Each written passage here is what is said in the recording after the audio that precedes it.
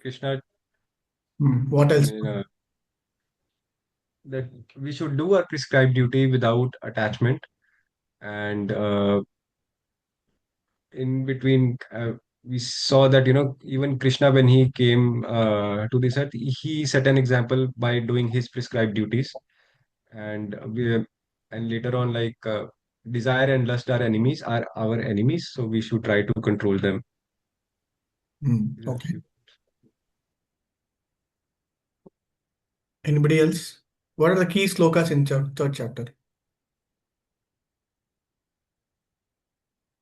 If somebody is asking, is there any specific sloka, urgent or important sloka in third chapter? Hare Krishna Prabhuji, 3.9, that is working for Vishnu for avoiding the bondage, that one. And then this one, Yajnat Bhavati Parjanya, that what is Annat Bhavanti Bhutani, Cycle that of, yeah. 3.14, that one. And then Yadyada Charati Shreshtas Tatta Devetaro Jana, that one. That is 21. And then this the Prakriti Kriya Manani, that one, 27 also, 3.27. Then the last one, no, there is Kama Esha Krodha Esha, that one, 37. Okay, good. Then then how is the connection between second chapter and third chapter? Prabhuji, that 49th shloka that is there in second chapter, that was the one which said, in which that Arjuna had, because Krishna had told him that Durena Hyavaran Karma, that is, you keep the the abominable karma away.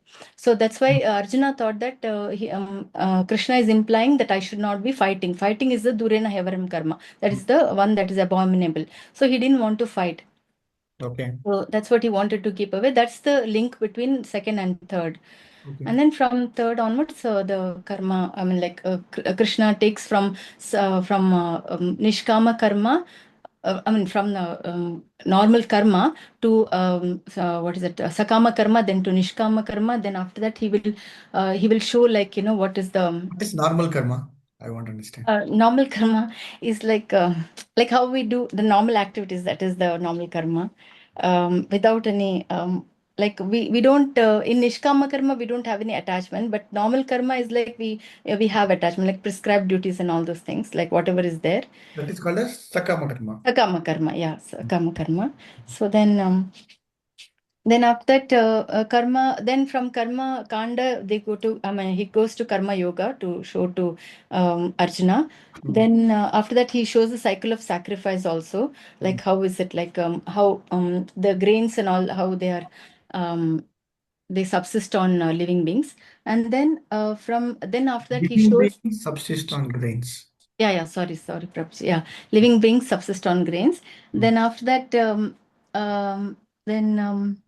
then how the common men, the following, they set an example. They don't have to do any work, but then they to set an example, they do the work.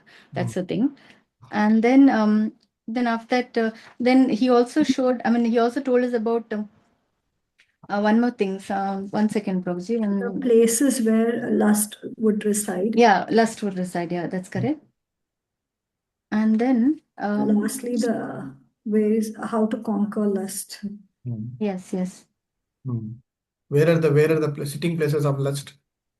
The senses, mind, and intelligence. Yes. Okay.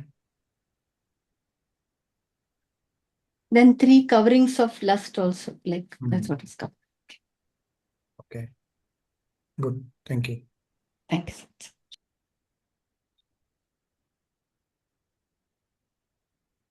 Okay. Maybe I'll just add that same thing, whatever Mataji mentioned.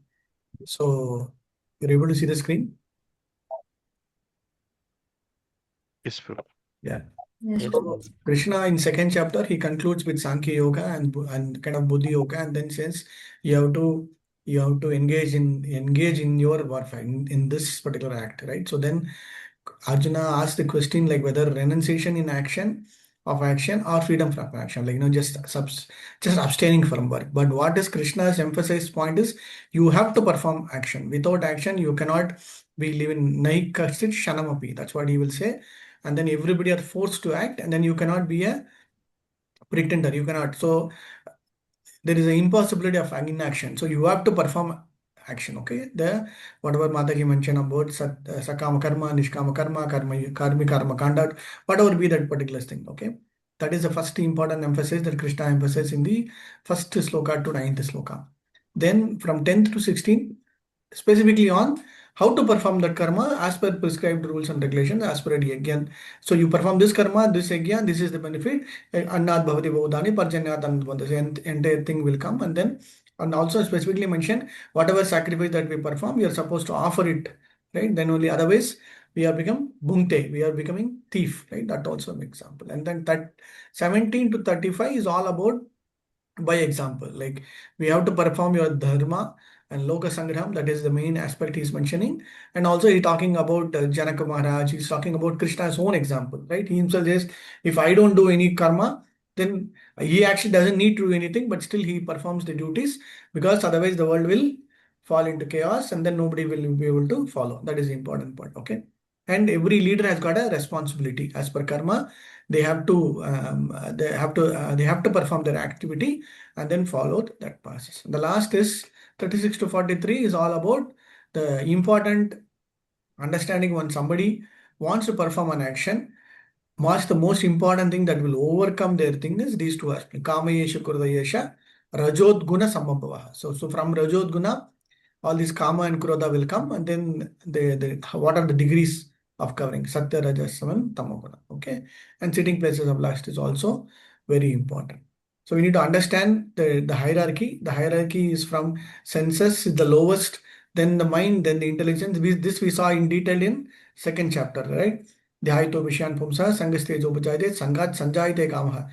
So the entire thing will go away when you change your attachment towards spiritual objects and not in the material objects. That is what we saw. Okay.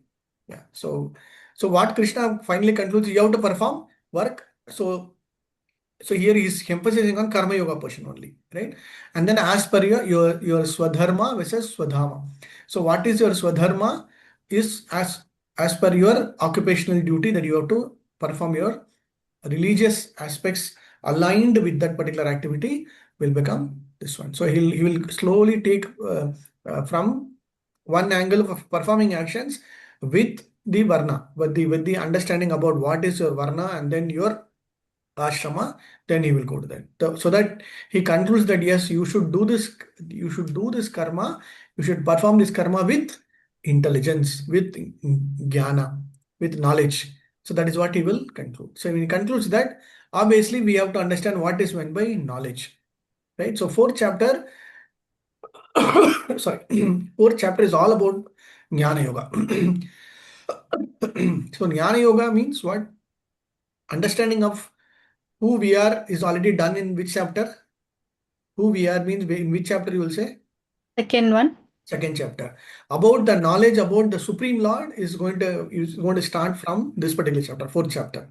So fourth chapter will establish that particular Supreme Personality of Godhead's point, and then Krishna also will importantly mention about what are the specific actions that somebody has to perform.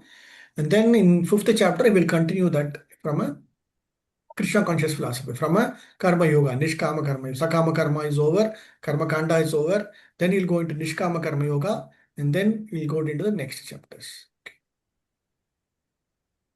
Okay. Let's just go to the slokas. I just finished nectar of instruction for one more session. That is why it is having this chapter. I hope all of you are finishing your sloka recitations thoroughly, correct? Yes, Prabhu, we are trying to do that. Yeah, I know few of them are doing it, Amit Prabhu, Simha Chaitanya Prabhu, and few others. But I hope Madajis are also trying to complete your sloka memorizations also parallelly. Okay. Yeah, please read the first sloka. श्रीभगवान् उवाच इमं विवस्वते योगं प्रोक्तवान् अहम् अव्ययम् विवास्वान् मनवे प्रह मनुरीक्ष्वाकवे अब्रवीत्. Translation: The personality of Godhead, Lord Sri Krishna said, I instructed this imperishable science of yoga to the sun god Vivaswan, and Vivaswan instructed it to Manu, the father of mankind, and Manu in turn instructed it to Ikshvaku. Purport: Herein we find the history of Bhagavad Gita traced from a remote time when it was delivered to the royal order of all planets, beginning from the sun planet. The kings of all planets are especially meant for the protection of the inhabitants, and therefore the royal order should understand the science of Bhagavad Gita in order to be able to rule the citizens and protect them from material bondage to lust. Human life is meant for cultivation of spiritual knowledge in eternal relationship with the Supreme Personality of Godhead, and the executive heads of all states and all planets are obliged to impart this lesson to the citizens by education, culture, and devotion. In other words, the executive heads of all states are intended to spread the science of Krishna consciousness so that the people may take advantage of this great science and pursue a successful path, utilizing the opportunity of the human form of life. In this millennium, the sun god is known as Vivaswan, the king of the sun, which is the origin of all planets within the solar system. In the Brahma Samhita 5.52, it is stated, Yat chakshur esha savita sakala grahanaham raja samasta sura murti ashesha teja यस्य यज्ञा ब्रह्माति संभृता काला चक्रो गोविंदमादिपुरुषं तम अहम भजामि. I'll turn off my video, Prabhuji. There is a honey bee. One second. I- No problem. Somebody else can also read, Prabhu. Mataji, anybody want to read, please? Hare Krishna, Prabhuji. Okay. Let me worship Lord Brahma said, the Supreme Personality of Godhead, Govinda Krishna, who is the original person and under whose order the sun, which is the king of all planets, is assuming immense power and heat. The sun represents the eye of the Lord and traverses its orbit in obedience to his order.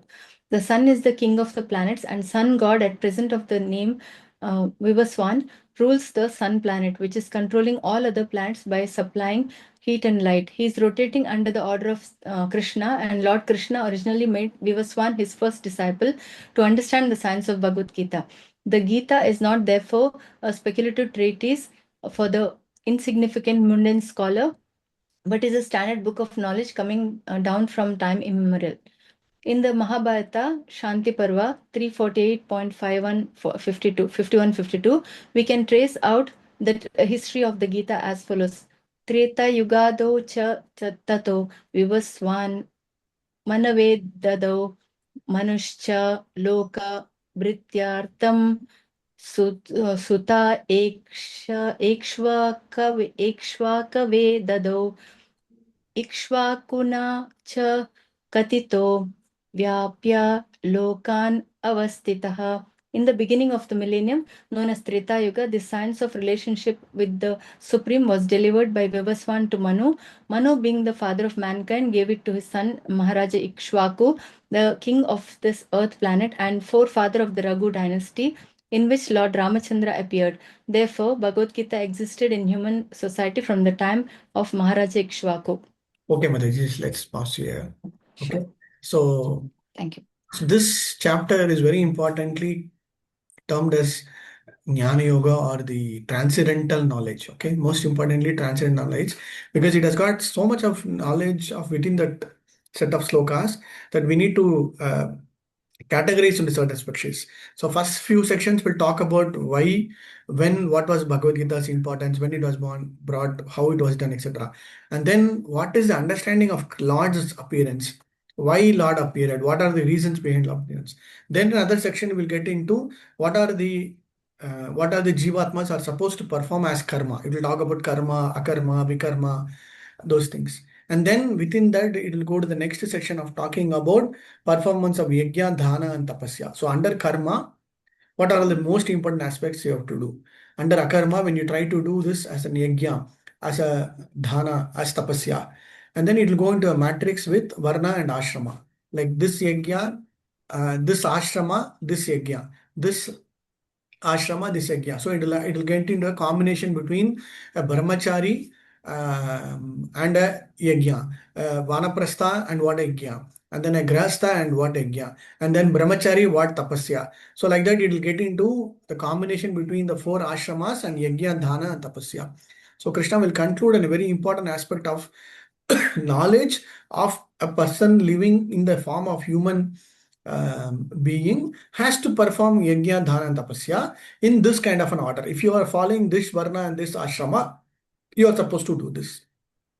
So that is where he will conclude, say, you have to gain this knowledge, perform these actions in which you will be able to get liberation, get moksha, get out of this material world. So conclusion will be into understanding of this particular concept of Bhagavad Gita, number one. Number two, Lord's appearance, Lord's understanding about who's Lord, why he is called as Bhagavan. All those aspects also will cover. Third is about Krishna himself declaring, I only gave Chaturvarnam Maya Srishtam. I only gave this one because of this human society wanted to live in this material world. How to come out of this material is also being provided. How to perform that? Then he goes to the Yajna and Dana and Tapasya. Okay, that is how this entire chapter is structured. Okay, so when you go into that, you just have to understand that this chapter is about knowledge. Knowledge here means understanding who we are, understanding who is the Supreme Lord, understanding what is the relationship between me and the Supreme Lord. Eyatamam prapadyante, Krishna will say, according to whatever way the performance of the particular person does, accordingly I am going to reward. That's the direct answer he is giving. So, eyatamam prapadyante. So, accordingly, the relationship. Fourth is about how do I establish that? I have to perform some karma, and this karma is based on yajna, dhana, and tapasya through the varnashrama, and then how do I get the devotion and the other aspects of it. So that is how it gets concluded. Okay, so what is meant by knowledge? Knowledge is nothing but understanding who we are, understanding the Supreme Lord, understanding the relationship between Lord and the Jivatma, and what kind of actions or karma that has to perform that will lead to devotion service. Okay, bhakti yoga. That is the ultimate goal of it. Okay, so this first sloka is all about the history of Bhagavad Gita. So Krishna himself declares this Bhagavad Gita. I am just telling you again. I am repeating this Bhagavad Gita again to you. Earlier it was spoken to. First it was spoken to sun god Vivaswan, and then from Vivaswan it went to Manu, and then to Ishwaku, and then the entire dynasty. We read through Bhagavatam. There are some specific sections in 8th chapter, 8th canto, and partially in 9th canto. It will talk about Chandra Vamsa, about Janaka Maharaj Vamsa. Chandra Vamsa. There are two main dynasties. One following the sun, other following the moon dynasty. Right? Rama came under the sun dynasty, and Mother Sita came under the moon dynasty, under Janaka Maharaj. Right? So he will talk about so much of kings mentioned in Bhagavatam, all glorifying them because they followed the principles, they followed the religious aspects of how to perform a Kshatriya dharma, and they achieved nice activities. So Sukadeva Goswami takes time to elaborate very detailedly about all the dynasty. So what is Krishna saying? Because as the time passed, this Bhagavad Gita knowledge got weighed away, and then I'm going to repeat it again. That is what is the answer that is giving. Okay. And then Prabhupada also very detailedly, see he's taking up so much of references from other slokas, other reference of Mahabharata and Brahma Samhita also, trying to establish that important fact about Bhagavad Gita. So Prabhupada will talk about the number of years also. We all know about 4,32,000 years, right? But what are all the number of years of other yugas, how the calculation has happened, all those specific points is also mentioned. Okay, therefore Bhagavad Gita has to be accepted as it is from the discipline succession, and it is thereby declared that Lord spoke to the sun god, and from him his son Manu, and then everybody got it. Okay. And this word is also very important. Apaurishya. This will come in nectar of instructions also. In nectar of instructions also, when Rupa Goswami will mention about certain aspects, he will talk about what is meant by apaurishya. Apaurishya means that is beyond this material platform. So not spoken by any human beings. It is directly from the Supreme Lord.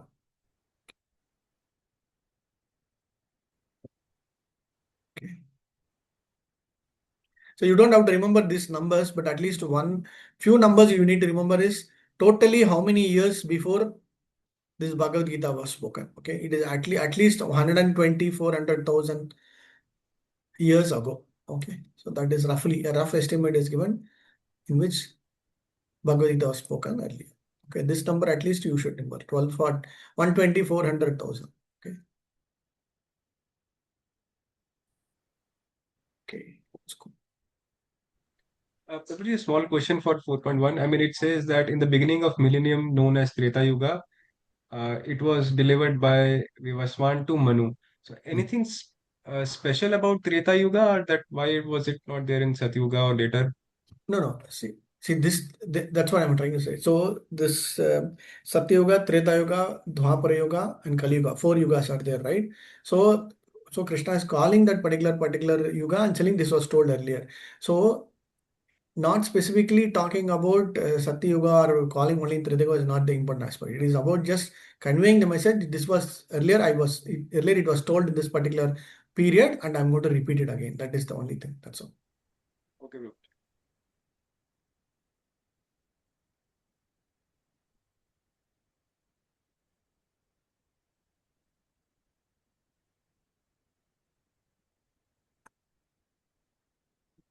Okay, that's cool. Yeah, Mataji, anybody?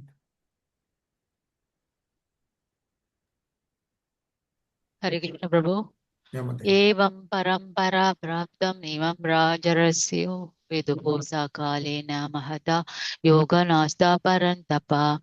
Synonyms: evam, thus, parampara, by disciplinic succession, praptam, received, imam, this science, rajarasheha, the saintly kings, viduhu, understood, saha, that knowledge, kalena, in the course of time, iha, in this world, mahata, great, yoga, the science of one's relationship with the Supreme, nastaha, scattered, parantapa, O Arjuna, subduer of the enemies. Translation: this supreme science was thus received through the chain of disciplinic succession, and the saintly kings understood it in that way. But in course of time, the succession was broken, and therefore the science as it is appear to be lost. But it is clearly stated that the Gita was especially especially meant for the saintly kings because they were to execute its purpose in ruling over the citizens. Certainly, Bhagavad Gita was never meant for the demonic persons who would dissipate its value for no one's benefit and would devise all types of interpretations according to personal whims. As soon as the original purpose was scattered by the motives of the unscrupulous commentators, there arose the need to re-establish the disciplinic succession. 5,000 years ago, it was detected by the Lord himself that the disciplinic succession was broken, and therefore he declared that the purpose of the Gita appeared to be lost. In the same way, at the present moment also, there are so many editions of the Gita, especially in English, but almost all of them are not according to authorized disciplinic section. There are innumerable interpretations rendered by different mundane scholars, but almost all of them do not accept the Supreme Personality of Godhead Krishna, although they make a good business on the words of Sri Krishna. This spirit is demonic because demons do not believe in God but simply enjoy the property of the Supreme. Since there is a great need of an edition of the Gita in English as it is received by the Parampara disciplic succession system, an attempt is made herewith to fulfill this great want.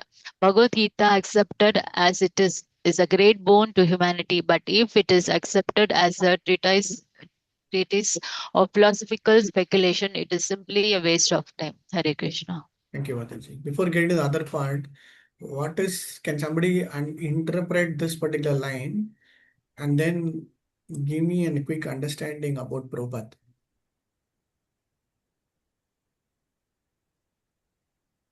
Anybody? What does it Prabhupada, how does Prabhupada want to convey? What does Prabhupada want to convey? Hare Krishna, Prabhu. I think Prabhupada wants to, all glories to Srila Prabhupada. I think he wants to convey that the authorized version or the authorized meaning of the Gita can only be got from disciplic succession. Otherwise, it is Mayavadi. Right. Okay. Okay. Correct. Okay. Then.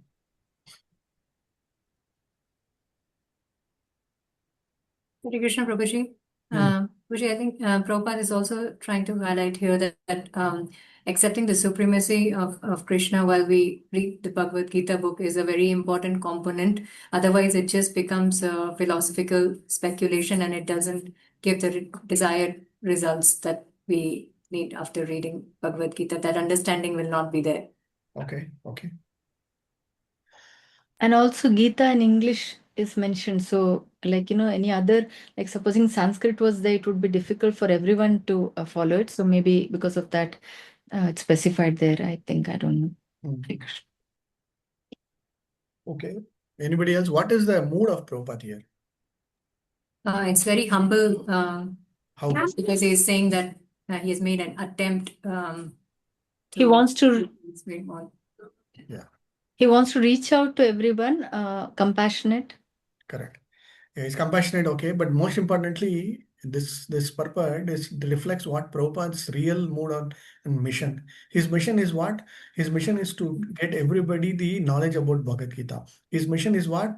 Is that Krishna is the supreme personality of God. It is established. His mission is what? That Krishna should be accepted as the Param Purusha Bhagavan, and then everybody should follow Krishna consciousness. So that is the mood, okay, and so that is the mission. But what is his mood? His mood is in a very, very humble and compassionate mood.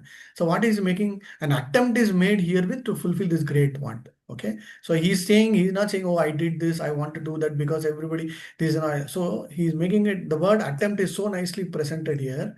And which means this is where he wants to uh, establish that he comes from the sampradaya, acharya sampradaya, and then he's making an attempt. So he's offering it already. It is meaning he wants to ensure that everybody gets this knowledge, everybody accepts Krishna consciousness, and through the discipline succession. Okay, thanks. Yeah, this is the very important point. And last line also is very important. So it is a great boon to humanity. Otherwise, if they are not accepting it, if they have multiple types of mental speculations or philosophical speculations, it is just simply a waste of time. Okay, good. Thank you. So all other points are all okay. It is just Prabhupada wants to emphasize an important point that you cannot take Bhagavad Gita in your own way. You have to go into the understanding of Bhagavad Gita and then get the understanding. How do we understand Bhagavad Gita? Is through reading Bhagavad Gita only. Only Lord can tadami buddhi yogam tam yenamam upayantite. That jnana who will give? He will give from our own heart. Okay. So that is the important point.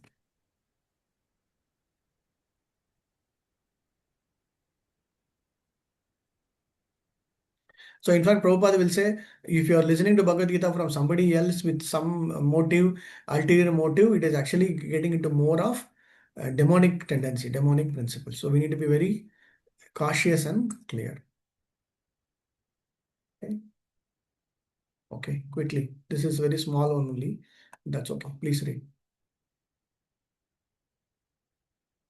Hare Krishna Prabhuji. Yeah, Mataji.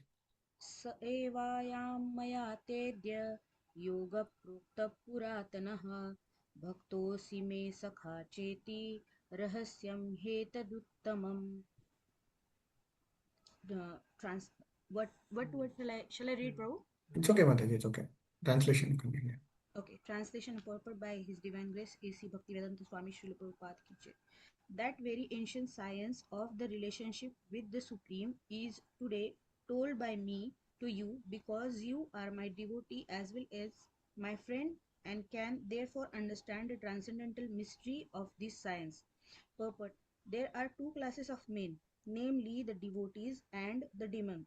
The Lord selected Arjuna as the recipient of this great science, owing to his being a devotee of the Lord, but of the demon, it is not possible to understand this great mysterious science. There are a number of editions of this great book of knowledge. Some of them have commentaries by the devotees and some of them have commentaries by the demons. Commentation by the devotees is real, whereas that of the demons is useless. Arjuna accepts Sri Krishna as the Supreme Personality of Godhead, and any commentary on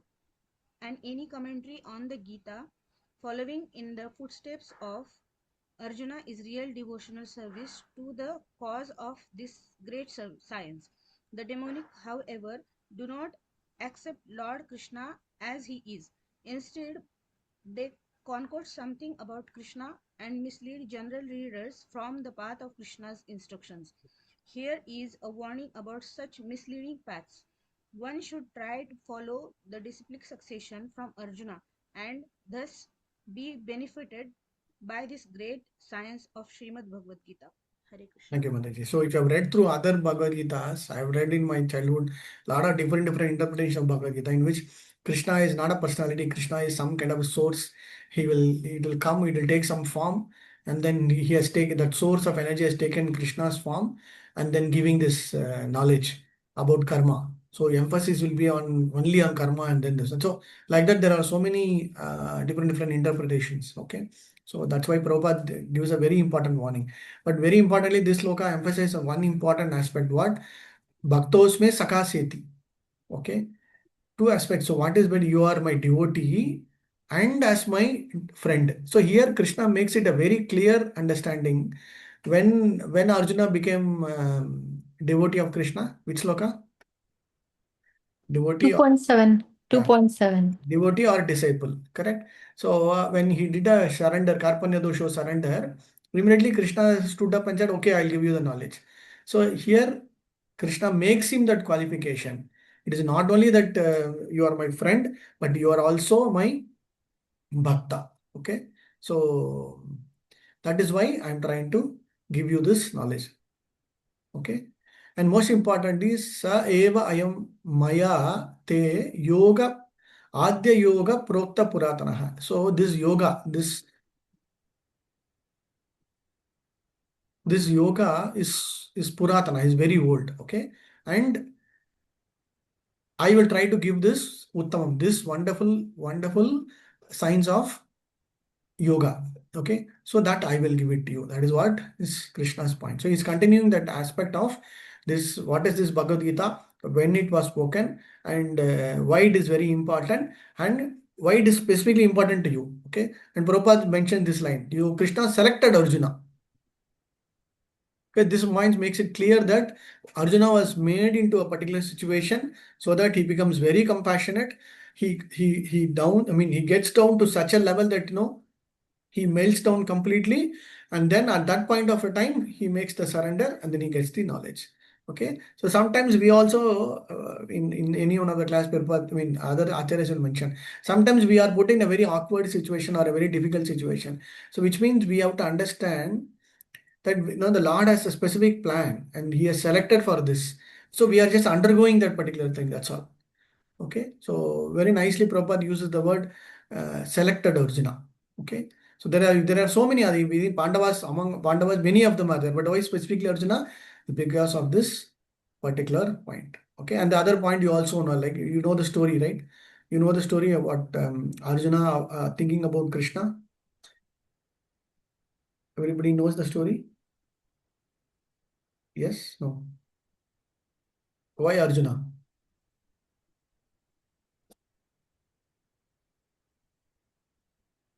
Yes, no, quickly. No problem. No, okay. So one day somebody asked, okay, like for example, Bhima asked, why are you so always so close to Arjuna? So that night they will go to see Arjuna. Arjuna will be sleeping. Even in his sleep also, he will be blabbering only about Krishna, Krishna, Krishna, something like that. Or he'll be mentally thinking about Krishna, and then in his mouth, he will always talk about, or his thought process will be only about what Krishna was doing. Okay. Then only Bhima will understand, oh, okay, it's not an ordinary relationship. Outwardly, it might look like a sakha, outwardly it might be a friendly relationship, but internally, he has got a very, very deep, loving devotion. Okay. So Arjuna accepts Krishna as the supreme Vishnu God. So that is why we are following the footsteps of Arjuna to understand. Footsteps of Arjuna means as a disciple. Okay, we need to understand. Let's go. So now Arjuna is asking this question. Prabhu, I have a question, Prabhu. This is related to the second slogan. We have four paramparas, right, Prabhu? That we are one of the paramparas. So this is spoken in our parampara, but how about the other paramparas, Prabhu? Yes, of course, other parampara also will be definitely there, Prabhu. See, every parampara will have their own way of worship. Every parampara will follow certain scriptures, and every parampara will have the main deity, the main supreme goal. And every parampara will have certain common aspects: supreme destination, supreme goal, the ways to achieve it, the scriptures. Everything will be common. Okay, for all the paramparas, one thing is common is liberation. For all the paramparas, one thing is common is the Vedas. For all the paramparas, the supreme goal is always the same. Okay, so there are some similarities and there are some differences also. Differences here means the path in which they take some, for example, the sampradaya which Shankaracharya wanted to establish will follow through. Somebody is calling, 1 second. Will follow through a different aspect of achieving liberation, different aspect of devotion, and then finally getting into the path. So Sampradaya wise, they will follow mostly certain basic rules. For example, following the Vedas, following Mahabharata. Nobody will reject Ramayana. Nobody will reject Mahabharata. Nobody will reject the Upanishads. Nobody will reject the scriptures. But within the scriptures, how they are taking it up, how they are taking this, their own. For example, the Vedanta Sutra, the Bhashyams or the commentaries written by the individual sampradaya acharyas, right? There will be some differences, but ultimately the goal will be the same. So the Premier Bhakti is the ultimate goal for all the four paramparas. No. Okay. No. For example, Ramanuja Sampradaya is more about Aishwarya Bhav, the rasa, and then the way they want to take it is more from the Shanta rasa. Their ultimate goal is Vaikuntha Loka, and then in Vaikuntha Loka they'll have that Aishwarya Bhava of Sri Lakshmi Narayana, and then as a Dasya, as a the way they also take is yes. I'm the servant of Dasanu Dasanu Dasan. Okay, that is what their ultimate goal, and they want to serve. Okay, that is what from there it will stop. Ours is little more detailed, going into how we are serving Krishna, in what natural position that we have. That is all little more advanced. Okay, Brahma. Okay, thank you, Brahma. Okay. Maybe Ishopanishad, I will just run through you this particular thing. Then in when we cover Ishopanishad, I will tell you that. But since you asked, you're able to see this slide? You're able to see the slide? Yes, Yeah. Prabhu. Yes, Prabhu. See, so where is Mahabharata? See, where is Bhagavad Gita? Somewhere here. Okay. Out of the 18 Mahapuranas, sorry, so not here. Sorry. This is Bhagavatam, sorry. Out of Mahabharata, one particular section, Parvata, we have Bhagavad Gita. But if you see this entire Vedic scripture is all written, all compiled by Veda Vyasa, all given through Krishna, through Brahma, Narada. You have the primary four Vedas, then the Upavedas, Veda Angas, then all this for the karma, for rituals and Shastra perspective, Tantras are there, Bhashyams are written, and then philosophy, Sankhya philosophy is there, Yoga Patanjali is there. So all these things are all, so much is there. Okay. So Sampradaya, which will take up certain things, will follow one kind of activity. So why are we studying Ishopanishad also will be understood that because Ishopanishad falls under one of the primary 18 Upanishads, but in that Ishopanishad is accepted by all the Sampradayas. So that is why Prabhupada wanted to emphasize that since this Upanishad is getting established or accepted by all the Sampradayas, let me go and establish that Krishna is the Supreme Lord. So that is why he took up that translation of that. Like how he took up Bhagavad Gita, same way he took up Ishopanishad also. Okay. Okay, Brahma. Thank you. We'll come to this little later when you understand about this scriptures portion. Okay.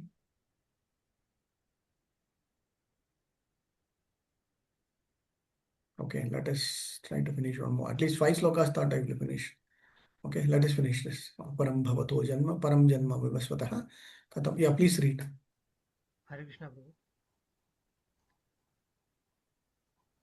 Arjuna watch. Hare Krishna.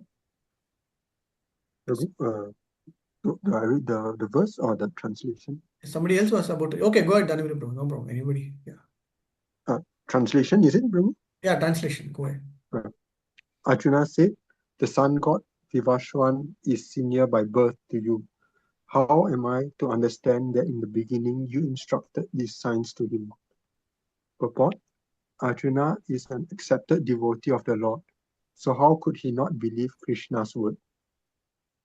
The fact is that Arjuna is not inquiring for himself, but for those who do not believe in the Supreme Personality of Godhead, or for the demons who do not like the idea that Krishna should be accepted as the Supreme Personality of Godhead.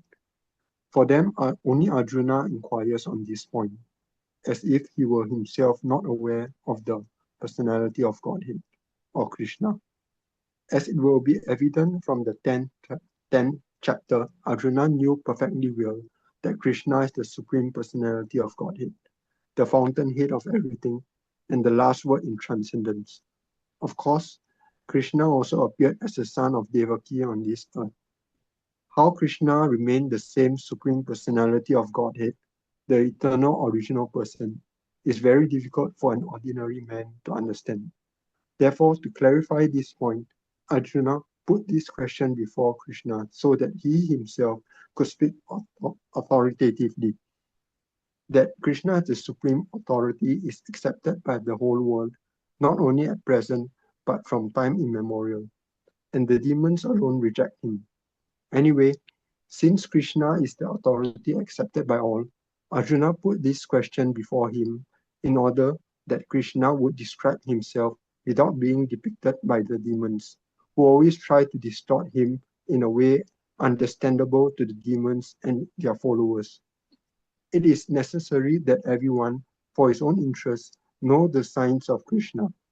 Therefore, when Krishna himself speaks about himself, it is auspicious for all the worlds. To the demons, such explanations by Krishna himself may appear to be strange because the demons always study Krishna from their own standpoint. But those who are devotees heartily welcome the statements of Krishna when they are spoken by Krishna himself. The devotees will always worship such authoritative statements of Krishna because they are always eager to know more and more about him. The atheists who consider Krishna an ordinary man may in this way come to know that Krishna is superhuman, that he is Satchitananda Vigraha, Brahma Samhita 5.1, the eternal form of bliss and knowledge, that he is transcendental, and that he is above the domination of the modes of material nature and above the influence of time and space.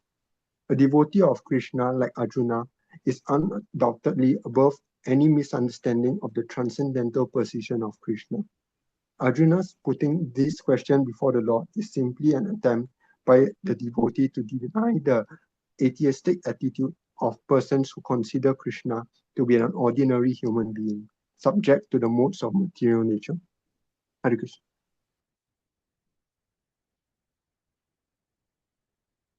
Thank you, Prabhu. So Prabhupada makes a very important point that don't underestimate Arjuna. Don't think that Arjuna is simply asking out of his ignorance or something. So Arjuna is slowly getting the knowledge. For example, if you have a very clear realization now in 4th chapter, you have already crossed through 3 chapters, correct? How much of knowledge you have got in Bhagavad Gita means you will have that satisfaction. Yes, I know in first chapter I understand about first chapter. I know very clearly about Arjuna. Second chapter is so nicely mentioning about these aspects 1, 2, 3. Third chapter is very specifically going deep dive into one particular aspect of Karma Yoga. So you are definitely having the opportunity to continuously get the knowledge. Correct?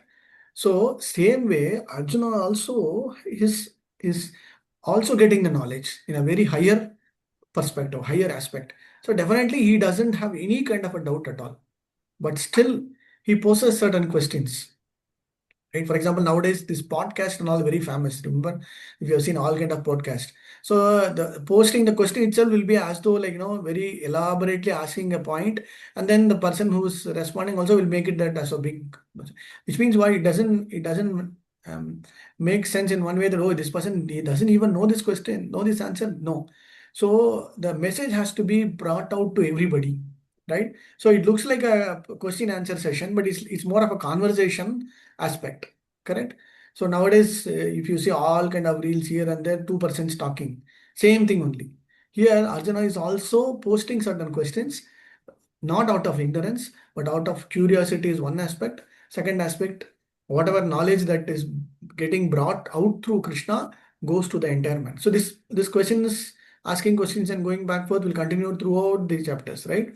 So in 11th chapter, again specifically Arjuna will ask a question. I want to see your Vishwarupam.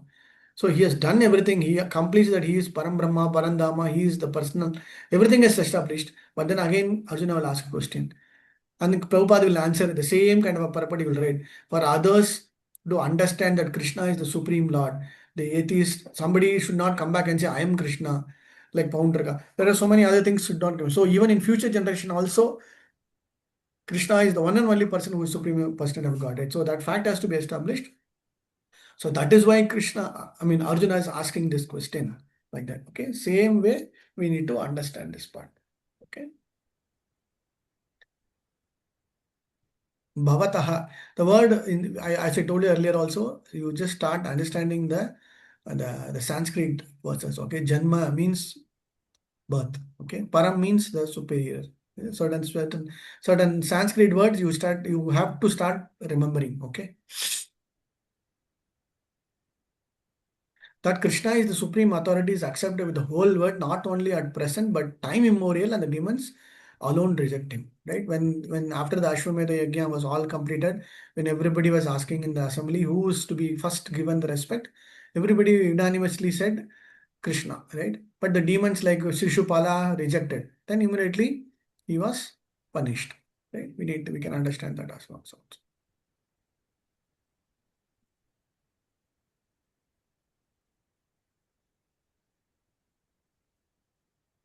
nice point. Krishna, eternal, original person is very difficult for an ordinary man to understand. So these are all very important points. So please note it down. Krishna is Sachidananda Vigraha, is eternal form, he is transcendental, he is above beyond the modes, he is time immemorial. So all these are all what? Knowledge about Krishna. When somebody is asking Aishwarya Samag, I think in the second chapter, very importantly, when you start with Bhagavan Vacha, okay? Who gave that particular sloka? Who termed Bhagavan? Parashara Muni. Parashara Muni, correct? So Parashara Muni, right? So from that onwards, you can slowly understand about. Somebody is asking about, okay, can you tell about Krishna? Means don't directly jump to, oh, Krishna did this, the Leela. So that is all one aspect. But you need to establish the fact that Krishna is the Supreme Personality of Godhead, because you start with Parashara Muni defining who is Bhagavan, all the six appearances, and Krishna himself says in Bhagavad Gita, and then you talk about these aspects. Okay.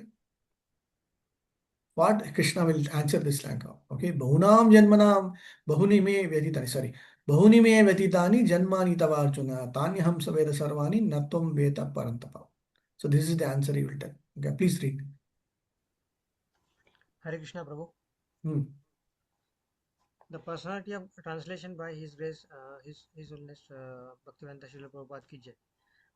The personality of Godhead said, many births both you and I have passed. I can remember all of them, but you cannot, O subduer of the enemy. Purport. In Brahma Samhita, we have but some Brahma Samhita 5.33, we have information of many incarnations of Lord. It is stated that Advaitam Achyutam Anadi Ananta Rupam Adyam Purana Purusham Navayauvanam Cha Vedeshu Durlabam Atma Bhaktau Govindamadi Purusham Tamaham Bhajami. I worship the Supreme Personality of Godhead, Govinda Krishna, who is the original person, absolute, infallible, without beginning. Although expanded into unlimited forms, he is still the same original, the oldest, and the person always appearing as a fresh youth. Such eternal, blissful, all-knowing forms of the Lord are usually not understood by even the best Vedic scholars, but they are always manifest to pure, unalloyed, unalloyed devotees. It is also stated in Brahma Samhita 5.39, Ramadi Mruttisu Kala Niyamena Tistam Nava Nanavratam Akroda Bhuvaneshu Kintu Krishna Swayam Sambhavata Samabhavata Parama Punam Yo Govindamadi Purusham Tamaham Bhajami. I worship the Supreme Personality of Godhead, Govinda, Krishna, who is always situated in various incarnations, such as Rama, Narasimha, and many sub-incarnations as well, but who is the original personality of Godhead known as Krishna and who incarnates personally also. In Vedas also it is said that the Lord, although one without a second, manifests himself in innumerable forms. He is like a Vaidurya stone, which changes color yet still remains one. All those multiforms are understood by the pure unalloyed devotees, but not by a simple study of Vedas. Vedeshu durlabham atma bhaktav. Devotees like Arjuna are constant companions of Lord, and whenever the Lord incarnates, the associate devotees also incarnate in order to serve the Lord in different capacities. Arjuna is one of the devotees, and in this verse it is understood that some millions of years ago, when Lord Krishna spoke the Bhagavad Gita to the sun god Devaswan, Arjuna is a different capacity was also present. But the difference between the Lord and Arjuna is that the Lord remembered the incident, whereas Arjuna could not remember. This is the difference between the part and parcel living entities and the Supreme Lord. Although Arjuna is addressed here as the mighty hero who could subdue the enemies, he is unable to recall what had happened in his various past births. Therefore, a living entity, however great he may be in the material estimation, can never can never equal the Supreme Lord. Anyone who is a constant companion of the Lord is certainly a liberated person, but he cannot be equal to the Lord. The Lord is described in the Brahma Samhita as infallible Achyuta, which means that he never forgets himself, even though he is in a material contact. Therefore, the Lord and the living entity can never be equal in all respects. Even if the living entity is as liberated as Arjuna, although Arjuna is a devotee of Lord, he sometimes forgets the nature of the Lord, but by the divine grace, a devotee can at once understand the infallible condition of the Lord, whereas a non-devotee or a demon cannot understand this transcendental nature. Consequently, these descriptions in the Gita cannot be understood by demonic brains. Krishna remembered acts which are performed by his millions of years before, but Arjuna could not. Despite the fact that both Krishna and Arjuna are eternal in nature, we may also note herein that a living entity forgets everything due to his change of body, but the Lord remembers because he does not change his Satchit Ananda body. He is Advaita, which means there is no distinction between his body and himself.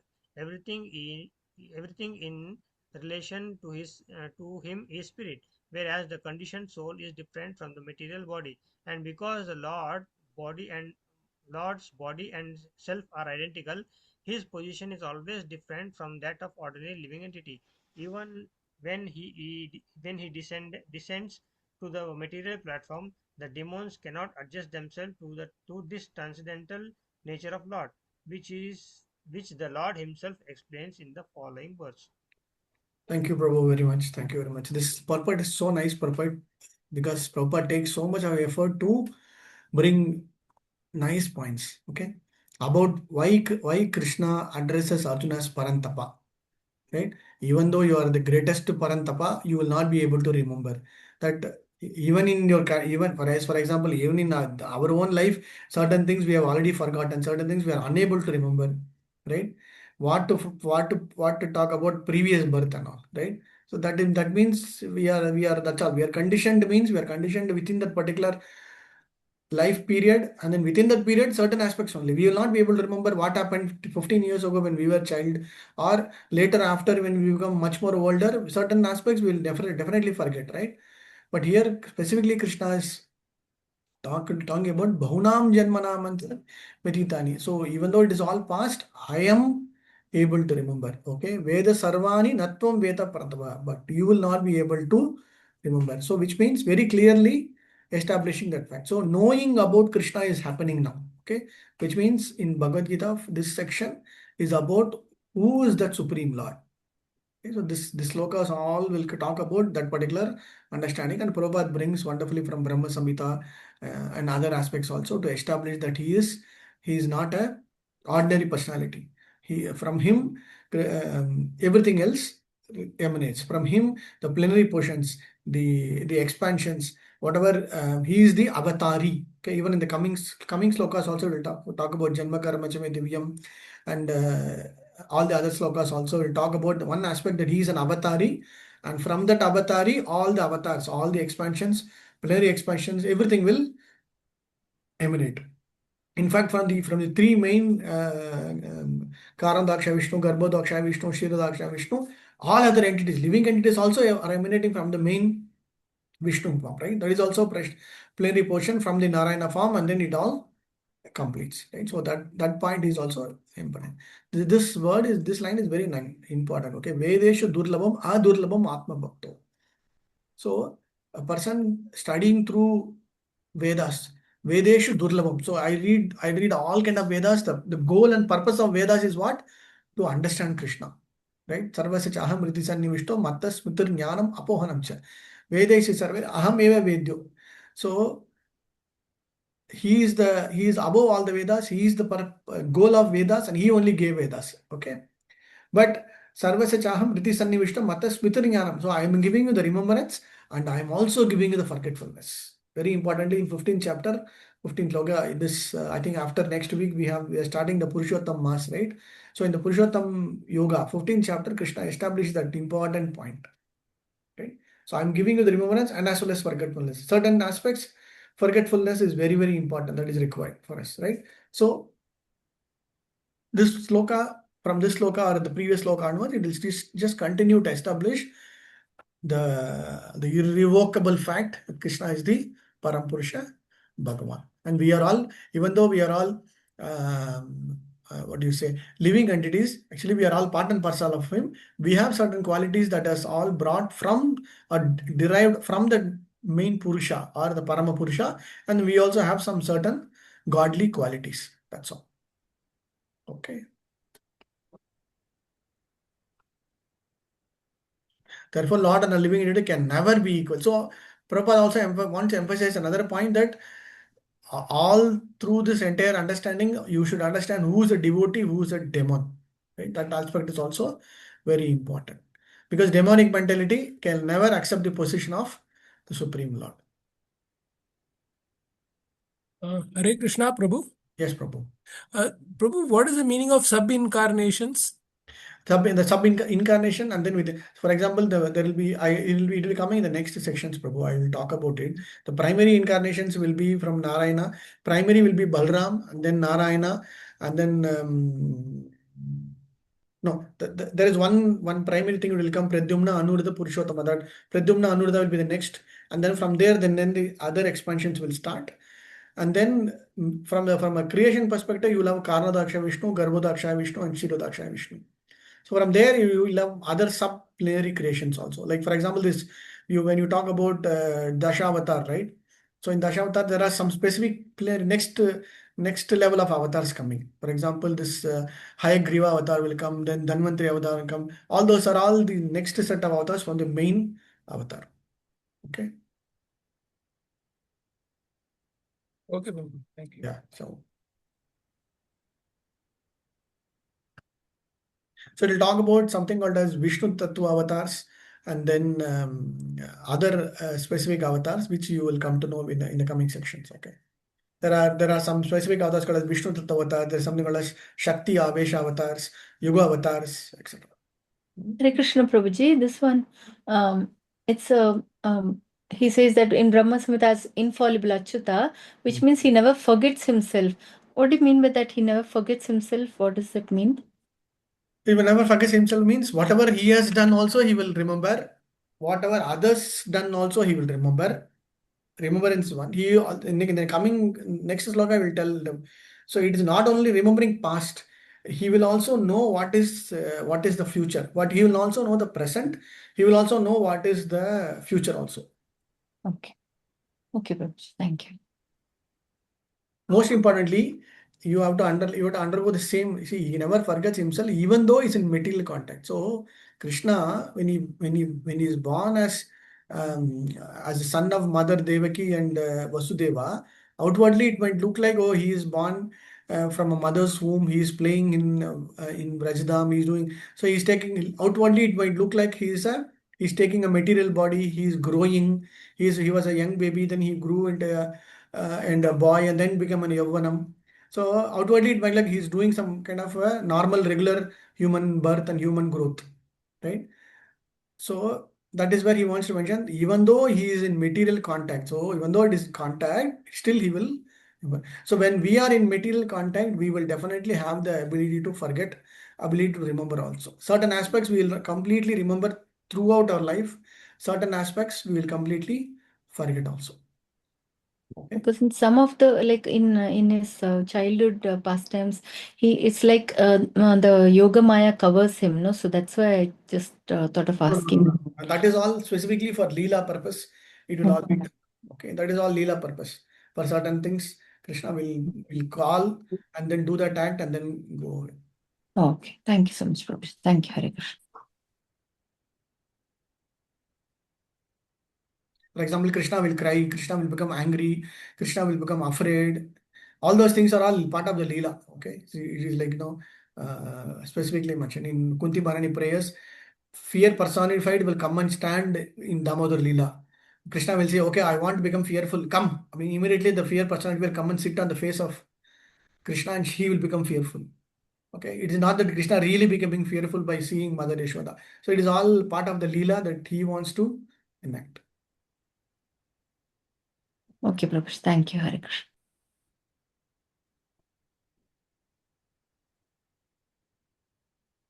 Okay. Okay, let's stop here. It's okay, 5 slokas. But the slokas will continue. Okay. Ajopi san avyayatma bhutanam ishwaropi san parikatam sammadhishtaya sambhavami atmaya. Sambhavami atmamaya. This line is very nice, important line. Yeah. Okay, no problem. We'll continue on Saturday. Hare Krishna. Hare Krishna. Hare Krishna Prabhu, Dhanvat. Thank you so much, Prabhu. Thank you, Krishna Hare Prabhu. Krishna. Thank you, Prabhuji. Thank you, Prabhu. Hare Krishna, Prabhu. Hare Thank you, Krishna. Prabhu. Dhanvat Pranam. Hare Krishna. Hare Krishna. Thank you. Hare Krishna Prabhu. Mm.